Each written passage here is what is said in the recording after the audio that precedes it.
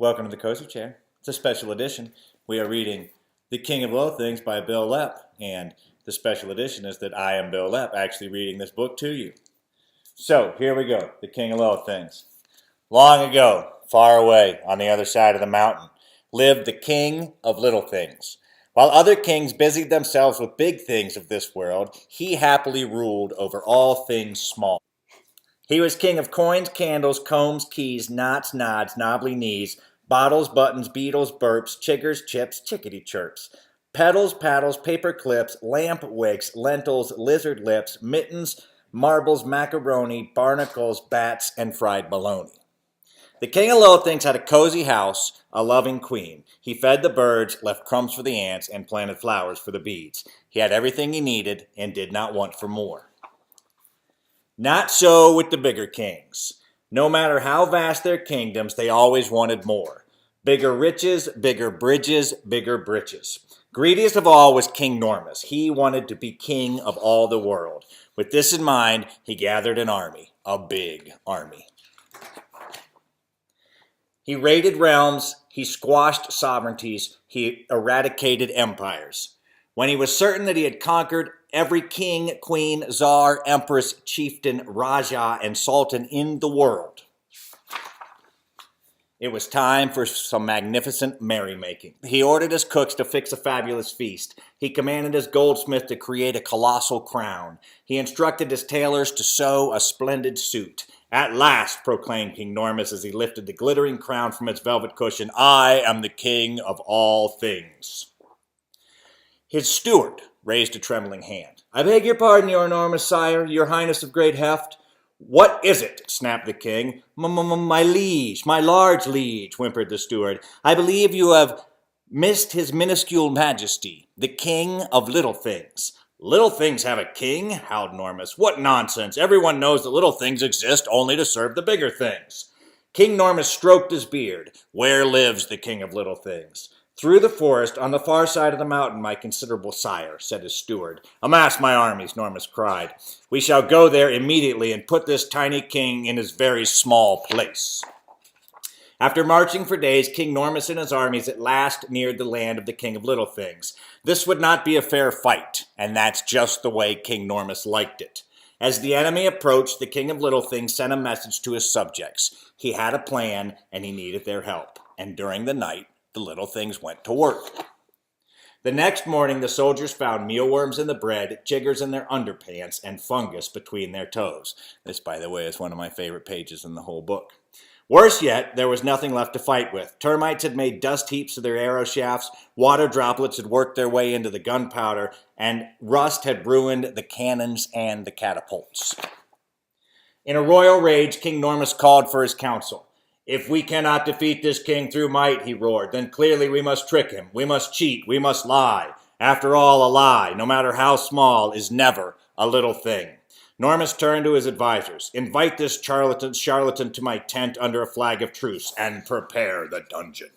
The instant the king of little things entered the tent, small things recognized their master and fell at his feet. Coins rolled out of the big king's coffers. Jewels jumped from his crown. Buttons popped from his suspenders. Normus stood in his underwear before the entire crowd.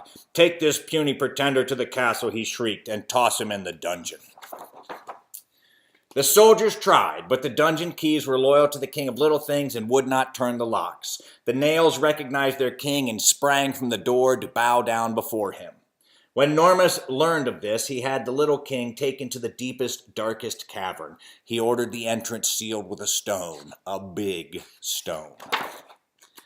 Life in the cave was not entirely unpleasant. Ants brought crumbs, bees brought seeds.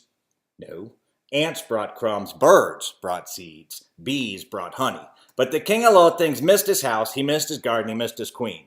He sent a message with the ants and the birds and the bees. He respectfully asked the little things everywhere to make themselves known. The little things loved their king, and they obeyed. All over the world, small things began to happen. Strings unstrung, hangers unhung, doors closed, campfires froze, frills unfrilled, pickles unbilled. Quills quivered, pencils shivered, bolts bolted, brakes jolted, cookies crumbled, blocks tumbled, ticks and tocks left their clocks. Boats listed, words twisted, lights unlit, scarves unknit, and everywhere little things, and every little thing everywhere refused to work. The people stormed Normus's castle and demanded he release the prisoner. Abandoned by his armies, the once mighty king had little choice. So the king of Little Things returned home. The little things went back to work. And King Normus, he spent the rest of his days looking for his keys, his spectacles, his pocket watch, his socks, his wallet, his hairnet, and he never thought about little things in the same way again. Now you might be asking yourself, how can the author of the book have such a difficult time reading the book? Well, let me tell you that when I wrote this story, I guess I am a children's author because I have a children's book.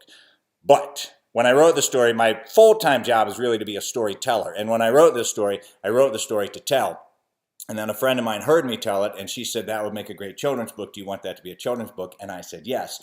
But I'd been telling the stories for about 6 years before it ever got written down in the written version. And the original version is about 2,000 words long, and this version is about 800 words long. So they're a little bit different. And if the webmaster of this site doesn't care, I will now tell the story in the oral version, and then you can compare and contrast. Long ago, far away on the other side of the mountain, there lived a king. He was the king of little things. He was the king of keys, coins, crumbs, and condensation.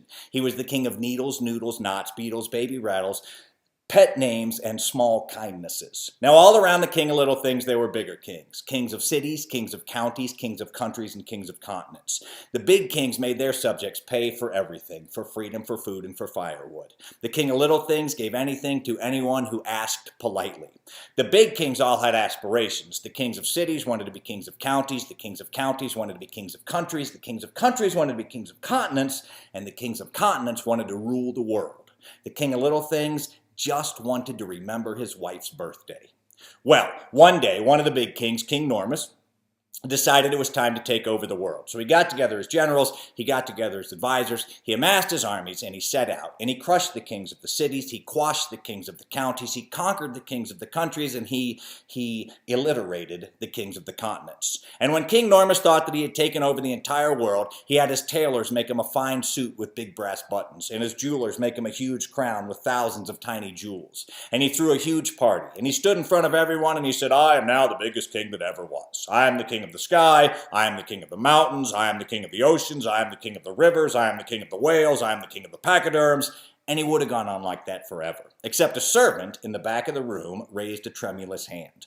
And he said, excuse me, my enormous sire, you are indeed the king of the sky and the king of the pachyderms, but I am afraid that there is one king whom you've overlooked in your quest to conquer the world. And King Normus said, who, which, what king have I overlooked in my quest to conquer the world?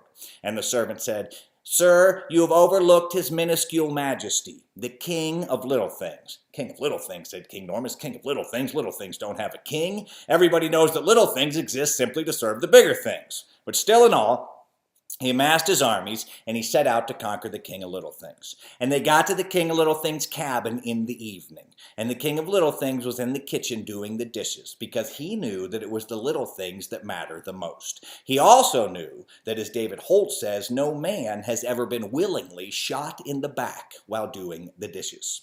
So the king of little things knew that King Normus's armies would wait till morning to attack. So he went out on his front porch, and he respectfully asked some of his subjects if during the night they would invade the big king's camp. And in the morning, when the big king's soldiers awoke, they couldn't attack. Chiggers and ticks and mosquitoes had gotten underneath their armor. Athlete's foot fungus had worked their way down their boots and in between their toes. They itched so bad they couldn't attack. There were worms in the meat, weevils in the wheat, and flies in the fruit. Termites had eaten away the arrow shafts, and the spear shafts had eaten away the cannon wheels and the catapults.